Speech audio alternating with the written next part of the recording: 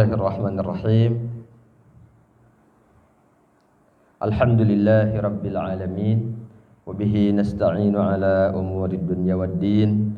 Wassalatu wassalamu ala asyrafil anbiya'i wal mursalin wa ala alihi wa sahabatihi wa man ittaba'a bihadihi ila yaumiddin. Bapak-bapak jemaah Musalla Nurul Hasanah dan juga para tokoh masyarakat di sini yang Allah muliakan.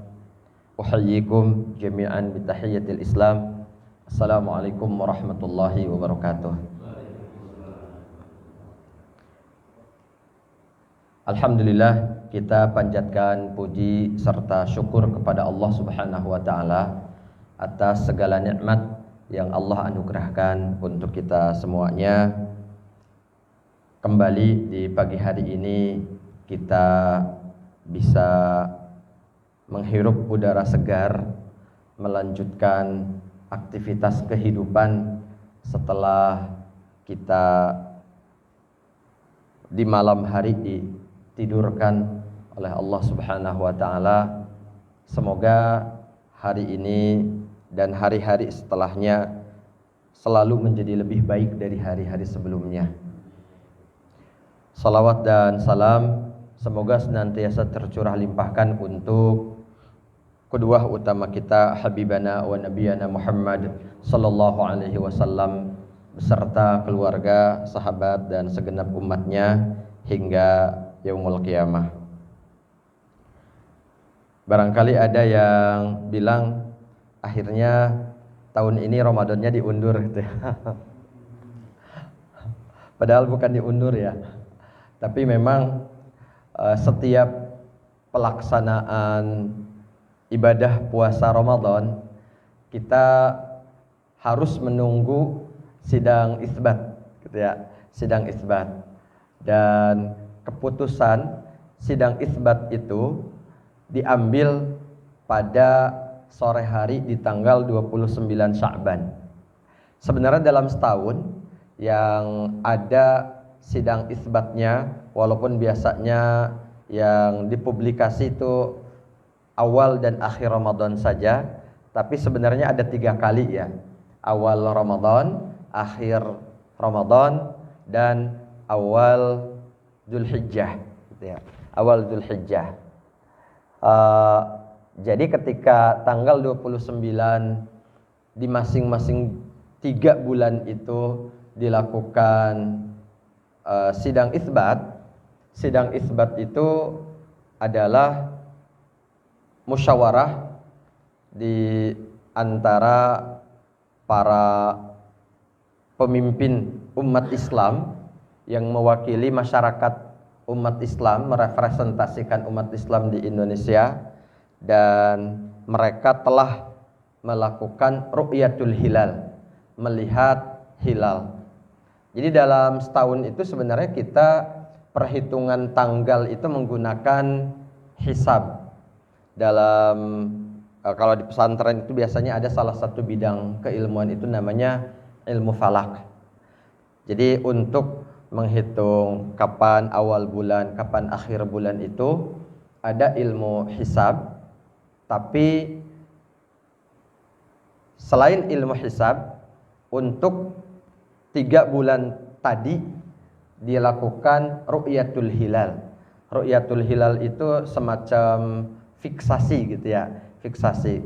Karena memang dalam hitungan bulan qamariyah atau bulan hijriyah, sebulan itu antara 29 atau 30 hari. 30 hari.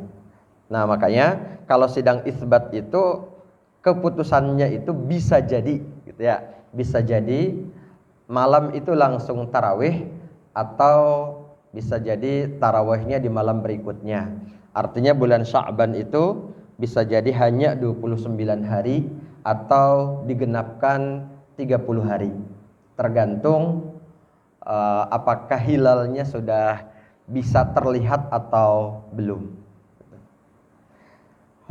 Itu sedikit insight tentang penentuan awal Ramadan yang biasa dilakukan, dipimpin oleh Kementerian Agama dan didampingi oleh MUI, juga ormas-ormas Islam yang lainnya.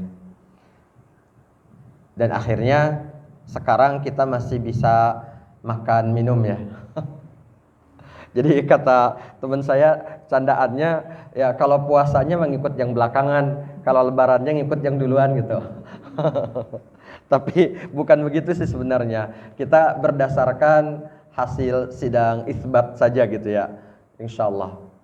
Dan tentu sebenarnya kita berdebar-debar menyambut bulan suci Ramadan itu dengan penuh harap bahwa Allah Subhanahu wa taala benar-benar memberikan kesempatan kepada kita untuk bertemu dengan bulan Ramadan dalam keadaan sehat walafiat, bisa menjalankan ibadah dengan sebaik-baiknya sebagaimana yang diperintahkan kepada kita dalam surat Al-Baqarah mulai ayat 183 sampai 187 ya. Itu tentang saum yang awalnya gitu ya. Ayat 183 itu turun pada bulan Sya'ban tahun kedua Hijriah. Setelah Rasulullah hijrah dari Makkah ke Madinah setahun, kemudian pada tahun berikutnya beberapa bulan pada bulan Sya'ban itu turun ayat perintah untuk berpuasa, puasa Ramadan, yaitu ayat yang tadi dibacakan dalam salat subuh di rakaat pertama. A'udzubillahi minasyaitonirrajim. Bismillahirrahmanirrahim. Ya ayyuhalladzina amanu kutiba alaikumussyiyam kama kutiba alal ladzina min qablikum la'allakum tattaqun. Kita diwajibkan berpuasa, yang ternyata puasa itu bukan hanya syariatnya umat Nabi Muhammad sallallahu alaihi wasallam saja, tapi umat-umat sebelumnya pun sudah ada syariat puasa. Walaupun puasanya itu kaifiyahnya, tata cara atau harinya gitu ya, hitungan harinya berbeda-beda. Tapi kalau puasanya dari subuh sampai maghrib itu sama, sama. Dan puasa itu memiliki keistimewaan yang sangat-sangat baik, karena memang bulan Ramadan itu bulan yang penuh berkah. Dan di antara keberkahan Ramadan itu ternyata ada pada ayat berikutnya, yaitu ayat 185 yang berbunyi Syahru Ramadan alladzi unzila fihil Qur'an. Beberapa hari yang ditentukan itu adalah bulan Ramadan yang di dalamnya diturunkan Al-Qur'an. Jadi Al-Qur'an itu adalah kitabun mubarak, kitab yang diberkahi, yang kemudian apapun yang berhubungan dengan Al-Qur'an akan menjadi sesuatu yang diberkahi. Bulan diturunkannya Al-Qur'an itu bulan berkah. Malam diturunkannya Al-Qur'an itu malam berkah.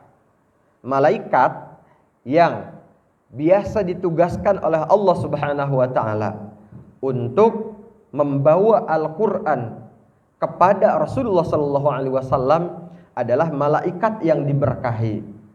Maka kita, walaupun kita adalah manusia biasa, kita bisa menjadi bagian dari keberkahan itu, sehingga kita menjadi sosok-sosok yang diberkahi. Bagaimana caranya? Caranya adalah kembali kepada Al-Quran. Karena Al-Quran adalah wahyu Allah yang memang walaupun tidak turun langsung kepada kita, tapi sebenarnya Allah Subhanahu wa taala mengutus malaikat Jibril untuk menyampaikan wahyu, dititipkan kepada Rasulullah Sallallahu Alaihi Wasallam untuk disampaikan kepada kita. Sehingga ketika kita berinteraksi dengan Al-Quran, artinya kita sedang merespon Allah Subhanahu Wa Taala sedang berbicara kepada kita, sedang berfirman kepada kita. Nah, ketika kita baca, kita sedang menjawab, merespon firman Allah Subhanahu Wa Taala untuk kita, yang isinya adalah jalan hidup kita, arahan hidup kita agar lebih baik. Kalau kita lihat bagaimana Rasulullah Shallallahu Alaihi Wasallam, para sahabat dan juga para ulama mengisi hari-hari Ramadan mereka dengan Al-Quran, itu memang luar biasa. Jadi ada satu hadis yang mengatakan bahwa saum dengan Al-Quran itu seperti sepasang, sejoli gitu ya, sejoli. Dua-duanya nanti di hari kiamat akan menghadap Allah Subhanahu Wa Taala untuk memberi syafaat kepada orang yang di siang harinya berpuasa, di malam harinya membaca Al-Quran. Jadi memang baca Al-Quran itu lebih maksimal, lebih dimaksimalkan itu di malam hari. Karena kalau di siang hari kita kalau baca Al-Quran mungkin terbatas ya, terbatas karena kalau terlalu banyak tenggorokan kering, ngantuk tapi nggak bisa ngopi gitu. Kalau malam hari bisa gitu ya, malam hari ngantuk, haus, kita bisa ngopi. Dan Al-Quran itu, interaksi Al-Quran itu memang banyak sekali bentuknya. Yang pertama, kita dengan membacanya, membaca baik, membaca sendiri ataupun membaca dalam sebuah majelis bersama-sama. Kalau sendiri tentu juga bisa membaca dalam atau di luar sholat, bisa juga membaca dalam sholat. Kalau dalam sholatnya yang berjamaah, berarti kita makmum itu ibadahnya itu adalah menyimak gitu ya, menyimak. Dan Rasulullah Shallallahu Alaihi Wasallam bersabda bahwa orang yang membaca dengan orang yang menyimak itu mendapatkan pahala yang sama. Al-qari wal mustami' syarikani fil ajri. Imam membaca, makmum menyimak. Makanya menyimak itu memang perlu dilakukan dengan penuh perhatian, dengan penuh kekhusyuan, agar apa yang dibaca oleh pembaca, oleh imam itu merupakan pancaran hidayah yang bagi orang-orang yang menyimaknya, hidayah itu langsung masuk ke dalam dirinya, ke dalam jiwanya, ke dalam relung hatinya, sehingga ia mendapatkan pancaran hidayah itu. Bahkan Rasulullah sendiri itu tidak hanya membaca, beliau juga ingin sesekali menyimak dari orang lain, dari para sahabat. Di antaranya ada sahabat Ibnu Mas'ud radhiyallahu an yang diminta oleh Rasulullah untuk membacakan ayat Al-Quran kepada beliau. Kata Ibnu Mas'ud, "Ya Rasulullah, apakah aku harus membacakan Al-Quran kepadamu sedangkan Al-Quran itu turun kepadamu?" Kata Rasulullah, "Iya, saya ingin mendengar dari orang lain." Nah, ini menggambarkan bahwa membaca dan menyimak itu memiliki hikmah yang berbeda. Makanya Rasulullah pun tidak ingin hanya membaca saja, tapi juga ingin menyimaknya. Karena tadi kalau lagi membaca, kita langsung melihat huruf per huruf, ayat-ayat Al-Quran, kalau menyimak, kita sambil merenungkan, sambil mentadabburi, meresapi makna yang terkandung di dalamnya. Ya, walaupun kalau belum paham maknanya, bukan berarti kita juga tidak mendapatkan keutamaan dan keberkahannya. Tetap mukjizat dari Al-Quran itu akan menjadi keberkahan dan kita akan mendapatkan pahala. Nah, jadi membaca Al-Quran itu kita habis taraweh, bagusnya sih ada aktivitas membaca Al-Quran sebelum tidur. Jangan aktivitas yang lain gitu ya, tapi aktivitasnya membaca Al-Quran. Kalau kita lihat tadi, Rasulullah SAW itu memang setiap malam beliau bersama malaikat Jibril saling menyimak dan membaca Al-Quran. Jadi kalau Rasulullah setiap berinteraksi dengan Al-Quran itu selalu dibersamai oleh malaikat Jibril. Nah, kalau kita berinteraksi dengan Al-Quran, kita juga dibersamai oleh para malaikat. Ya, walaupun malaikatnya entah siapa namanya gitu. Yang penting orang-orang yang dibersamai oleh para malaikat itu artinya orang-orang yang baik. Karena kita nggak mau kan yang membersamai kita, yang menjadi teman kita itu bukan malaikat. Artinya siapa? Artinya setan gitu ya. Setan baik dari bangsa jin ataupun dari bangsa manusia gitu. Nah, kita ingin yang membersamai kita adalah para malaikat. Di antara cara agar malaikat dekat dengan kita, membersamai kita, memang memperbanyak amal soleh, amal kebaikan, dan salah satu yang paling utama adalah membersamai Al-Quran. Di antaranya dengan membacanya. Kalau membaca Al-Quran itu sebenarnya bukan cuma aktivitas di bulan Ramadan, bukan. Karena Rasulullah itu memerintahkan kepada kita agar kita membaca Al-Quran setiap bulan khatam. Jadi bukan bulan Ramadan saja, tapi setiap bulan khatam. Kalau setiap bulan khatam itu artinya setiap hari kita membaca Al-Quran rata-rata 1 juz gitu ya. 1 juz per hari. Para ulama itu ada yang 10 hari sekali khatam, ada yang seminggu sekali khatam, ada yang 3 hari sekali khatam.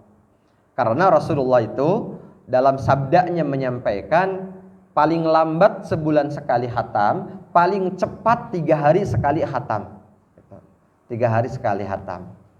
Walaupun faktanya riwayat-riwayat yang bisa kita baca dari para ulama ternyata ada juga. Seperti Imam Syafi'i, beliau membaca Al-Quran sepanjang tahun itu setiap hari khatam. Sehari sekali baca Al-Quran 30 juz gitu. Itu Imam Syafi'i. Mungkin kita mikir, apakah Imam Syafi'i itu kerjaan cuma baca Al-Quran ya? Nggak ngapa-ngapain gitu. Ternyata nggak juga. Berarti Imam Syafi'i itu baca Qurannya cepet banget ya. Nah, wallahu a'lam gitu ya. Yang jelas ada muridnya Imam Syafi'i, gitu ya, muridnya Imam Syafi'i yang meriwayatkan cerita ini. Di antaranya ada Imam Ad-Dhahhak, gitu ya, namanya Imam Ad-Dhahhak. Beliau itu mencoba melakukan seperti apa yang dilakukan oleh Imam Syafi'i. Jadi kalau di luar bulan Ramadan itu setiap hari khatam. Kalau di bulan Ramadan beliau setiap hari 2 kali khatam baca Al-Quran. Berarti kalau Ramadannya itu 30 hari, sebulan beliau 60 kali khatam. Jadi orang itu Quran banget gitu ya, luar biasa memang. Karena beliau kan memang sudah hafal Quran sejak kecil ya. sejak kecil, dan hafalannya bukan cuma hafalan yang diperdengarkan lalu selesai gitu ya, tapi memang jiwa raga beliau adalah Al-Quran gitu. Orang bilang Al-Quran berjalan gitu. Al-Quran berjalan. Jadi kalau kami lagi ada kegiatan misalkan ya, ada outing atau ada apa, kemudian beraktivitas bersama seorang penghafal Al-Quran, jadi orang itu dimuliakan karena dia dalam jiwanya membawa Al-Quran gitu ya, bawa Al-Quran. Nah, jadi Imam Ad-Dhahhak tadi yang berusaha menirukan kebiasaan Imam Syafi'i, ternyata kata beliau saya gagal. Kenapa gagal? Karena dalam sebulan yang dilakukan Imam Syafi'i itu 60 kali khatam, ternyata dia hanya 59 kali khatam. Ternyata kurangnya cuma 1 gitu. Tapi kurang 1 pun ini dianggap bahwa memang ada satu hal, satu keberkahan yang barangkali dimiliki oleh orang-orang yang Allah berikan keberkahan itu seperti layaknya Imam Syafi'i itu. Nah, itu dalam momentum-momentum tertentu memang kita dianjurkan untuk lebih banyak membaca Al-Quran, yaitu di bulan puasa, bulan Ramadan. Termasuk dalam sholat malam gitu ya, sholat tarawih atau sholat tahajud. Biasanya sih orang-orang itu kalau di bulan Ramadan itu memang sebenarnya sholat tarawih itu kan dari namanya pun itu sholat yang dilakukan secara pelan-pelan. Tarawih itu jamak dari kata tarwih. Tarwih itu artinya istirahat. Artinya sholat tarawih itu sholat yang di sela-sela sholatnya itu kemudian diselingi dengan istirahat. Istirahatnya ngapain? Ya istirahat sebagaimana layaknya istirahat gitu, tapi nggak tidur.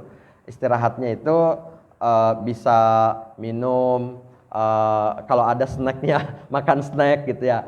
Tapi itu selingannya dalam zikir-zikir kita. Jadi di sela-sela salat tarawih itu membaca Al-Quran, membaca doa, istighfar, salawat gitu ya, dan berbagai aktivitas lainnya. Walaupun kalau kita biasanya di sela-sela tarawih itu doanya, zikirnya ada tapi singkat gitu ya, singkat gitu biasanya ya. Biasanya. Nah, sebenarnya tarawih itu memang pelan-pelan, sehingga kalau Rasulullah Shallallahu Alaihi Wasallam itu tarawihnya sampai waktu sahur itu mepet gitu, waktu sahur. Gitu. Karena memang kalau dulu itu sholat isya'nya itu memang diakhirkan, dilambatkan. Azan isya itu biasa pada saat masuk waktu isya itu azan, tapi qomatnya itu akhir gitu, qomatnya itu. Mungkin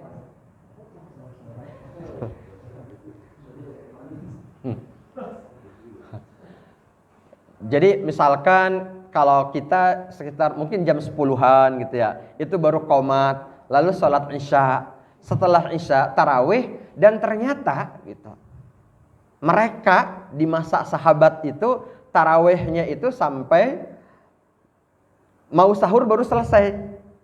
Dan sahurnya juga nggak lama, mereka sahurnya sebentar saja gitu ya, menjelang waktu subuh, menjelang waktu subuh. Jadi kalau tadi Imam Syafi'i itu ada cerita tentang baca Al-Quran secara umum, ada lagi imam yang lain, namanya Imam Hanafi, Imam Abu Hanifah. Kalau beliau diceritakan bahwa sholat malam beliau atau tarawih beliau setiap malam itu membaca Al-Quran khatam dalam setiap malam sholat tarawih. Makanya kalau kita biasanya yang dibicarakan, yang diperdebatkan itu jumlah rakaatnya biasanya ya, biasanya.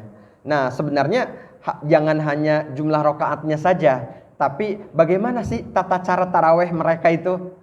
Nah, misalkan gini, Imam Hanafi kan kalau para imam itu sholat tarawehnya itu 20 rakaat ya, 23 sama witirnya, kecuali Imam Malik yang 39 rakaat. Nah, kalau 20 rakaat kata Imam Abu Hanifah itu bagusnya atau baiknya dalam sebulan itu dalam taraweh itu bisa khatam Al-Quran. Misalkan kalau dalam setiap rakaat dibaca 10 ayat, maka 20 rakaat itu artinya bisa membaca 200 ayat. 200 ayat kalau dilakukan selama 30 hari jadi 6.000 ayat jumlahnya.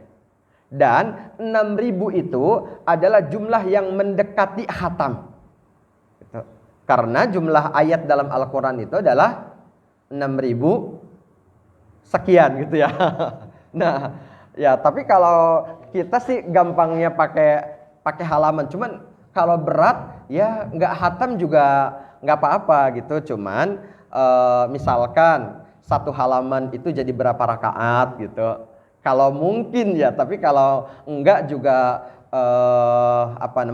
yang mampu kita lakukan saja. Yang jelas sebenarnya gitu ya. Sebenarnya taraweh itu memang diharapkan bisa lebih lama. Kita mengisi malam hari Ramadan dengan Al-Quran di dalam salat tarawih dengan lebih lama itu lebih afdol, lebih utama. Nah, itu yang pertama, interaksi dengan Al-Quran. Yang kedua, berusaha untuk meningkatkan pemahaman kita terhadap Al-Quran. Bukan berarti kita harus jadi sepaham siapa, sepaham ulama siapa, sepaham imam siapa, bukan. Tapi kita harus berusaha untuk meningkatkan pemahaman kita terhadap Al-Quran. Jadi kita setiap hari itu mungkin ada membaca satu ayat Al-Quran dengan terjemahnya. Yang terjemahnya itu dibolak-balik dibaca. Oh, ini maksudnya apa gitu.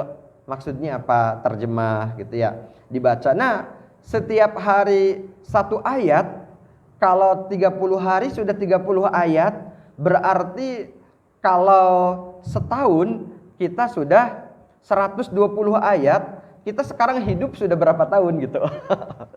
Jadi umur kita sudah banyak sebenarnya ya.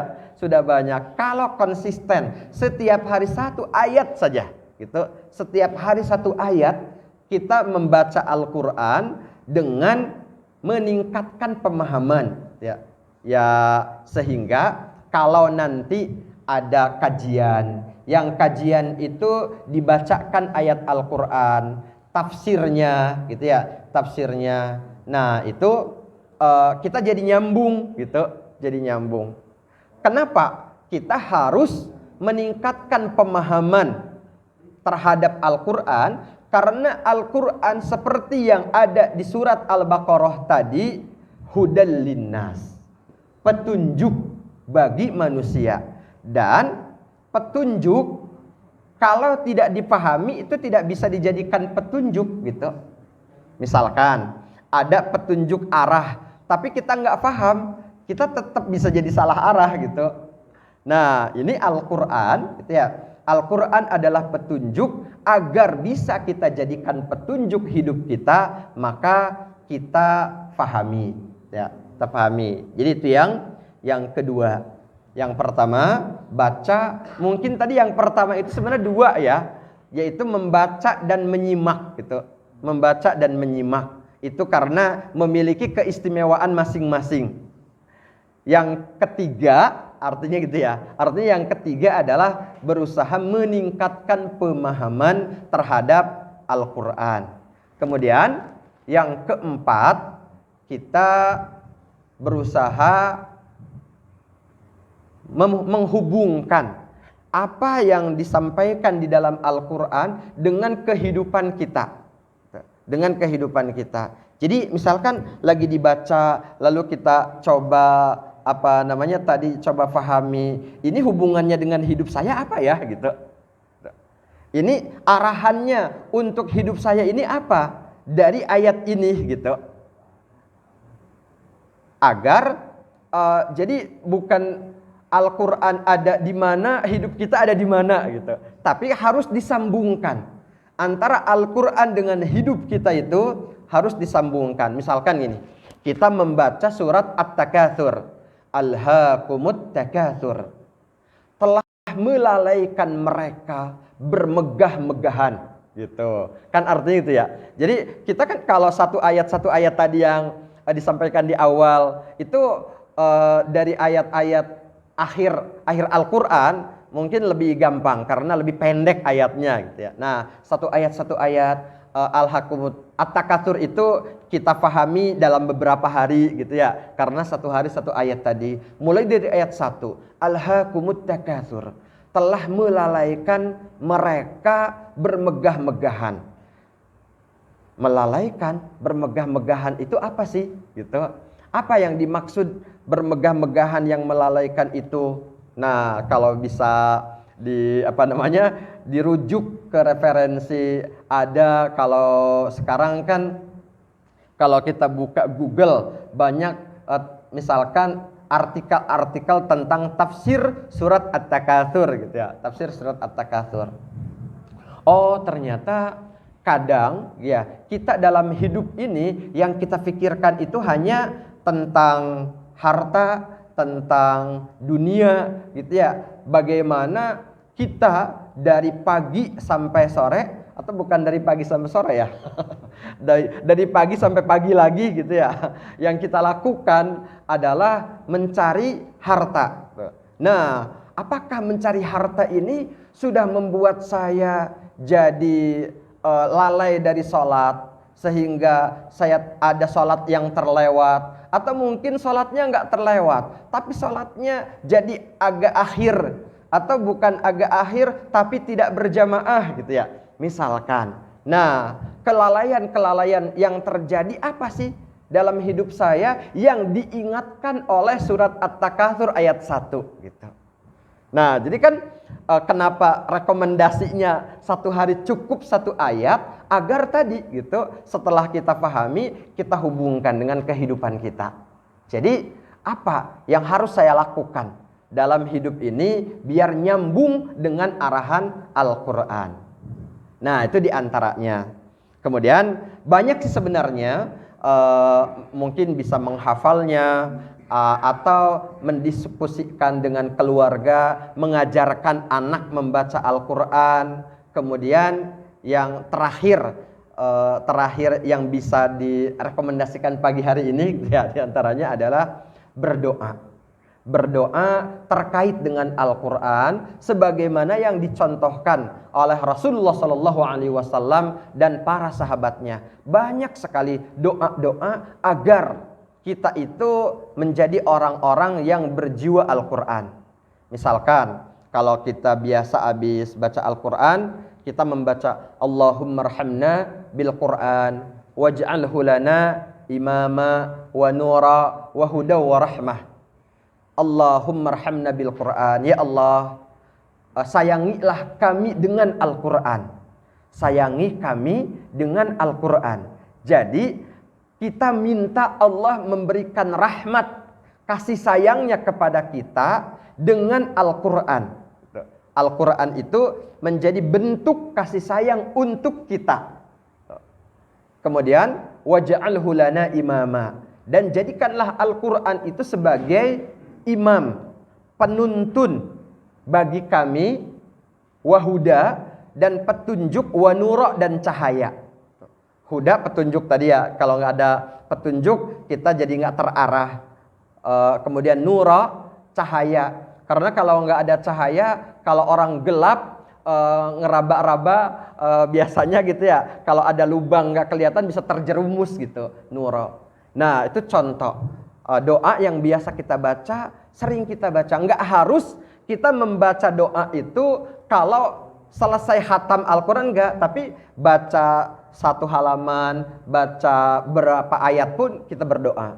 Allahumma arhamna bil Qur'an waj'alhu lana imama wa nura wa huda wa rahmah. Kemudian ada lagi Allahumma ja'al Qur'ana lana syafi'a. Ya Allah, jadikan Al-Qur'an bagi kami yang bisa memberikan syafaat.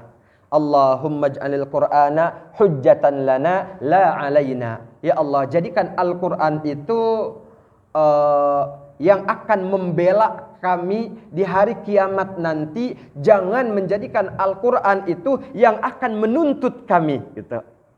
Itu hujjatan lana la alaina.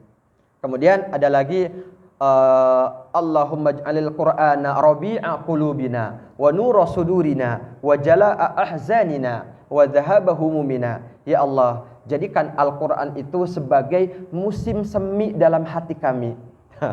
Kalau di kita nggak ada musim semi ya, kita adanya hujan dan kemarau gitu. Kalau di negara lain yang negaranya punya 4 musim itu ada musim semi. Jadi kalau kita membaca doa ini, kita harus googling dulu gitu ya. Musim semi itu kayak gimana sih? Tapi kan musim bersemi gitu ya. Kalau di kita mah kata orang tidak ada waktu, tidak ada musim di Indonesia yang tidak bisa tumbuh tunas gitu. Kalau di negara lain, tunas hanya bisa tumbuh pada musim semi. Kalau di kita mah berarti semuanya musim semi di Indonesia gitu ya. Iya, ini anugerah yang luar biasa buat kita ya. Nah, jadi ya Allah, jadikan Al-Qur'an sebagai musim semi yang membuat hati kami selalu indah gitu. Sehingga kalau hatinya indah, berarti akhlak kita juga jadi bagus gitu ya. Perilaku kita jadi bagus, perkataan kita jadi bagus, semua jadi bagus. Nah, doa-doa seperti itu juga harus sering-sering kita baca agar interaksi dengan Al-Qur'an itu kemudian diberikan bimbingan oleh Allah Subhanahu wa taala menjadi interaksi terbaik yang memberikan keberkahan kepada kita, dan kita coba mulai dari bulan Ramadan ini gitu. Nah, harapannya seperti itu. Mudah-mudahan bulan Ramadan ini Allah Subhanahu wa taala memberikan kita taufik dan hidayahnya bisa maksimal, benar-benar mendapatkan keberkahan sehingga selepas Ramadan kita benar-benar seperti sosok yang terlahir kembali.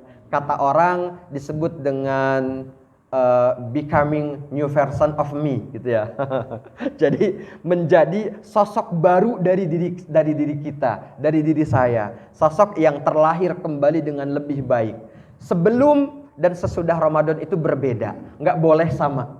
Gitu. Setelah Ramadan itu harus lebih baik. Itulah yang disebut dengan takwa. Takwa kita meningkat sebagaimana yang disebutkan dalam ayat tadi, la'allakum tattaqun. Kita ingin menggapai takwa yang terus meningkat di di hadapan Allah Subhanahu wa taala. Baik, itu yang bisa saya sampaikan di pagi hari ini. Mudah-mudahan Allah Subhanahu wa taala mengijabah niat baik kita, tekad kita. Billahi taufiq wal hidayah. Wassalamualaikum warahmatullahi wabarakatuh.